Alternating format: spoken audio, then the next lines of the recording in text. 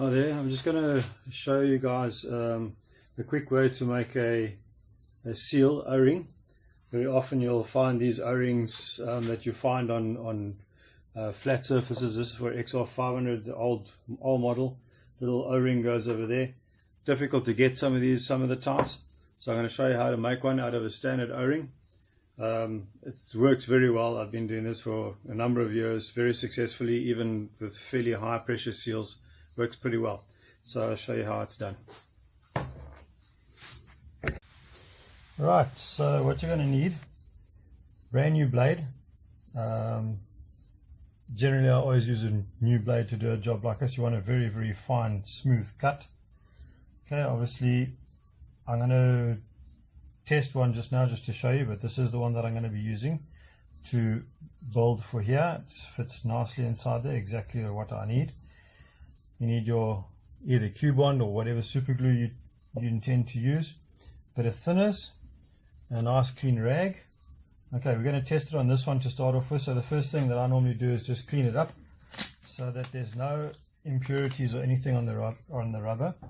Thinners works fine. It doesn't mess it up. It's a nice strong rubber, so it's not a problem.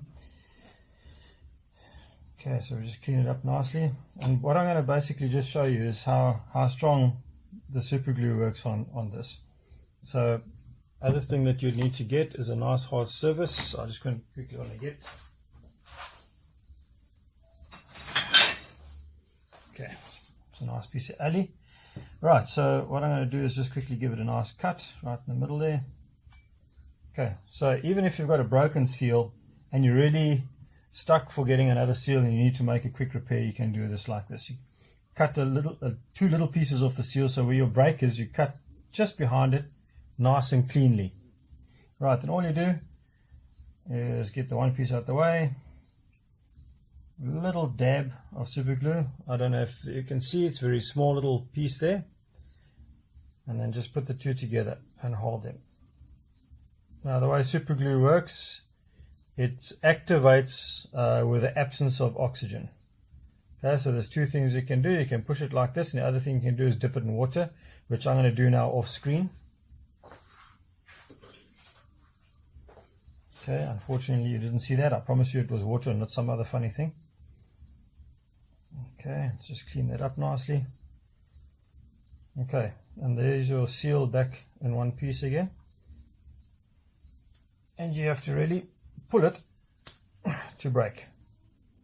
Okay, it broke on the same place, but had to have a real pull to break it. Alright, so now I'm going to do the same thing for my little seal over here. I'm going to mark the seal quickly. So what I'm going to do is press it in. I want the seal to happen just after that join over there.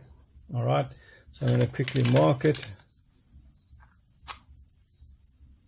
there. And then I just want to cut it quickly. It wasn't necessary to do what I actually just did. It was a bit stupid, but anyway. Now I can mark it once it's in place. If you have a look here, you could get a slightly thicker O-ring, but this one still protrudes more than enough, so I'm quite happy with it. What I will do is I'll give it a bit of space so that it actually goes into the grooves a little bit better. So what I'm going to do is give it a little mark, and then I'm going to cut cleanly on that mark.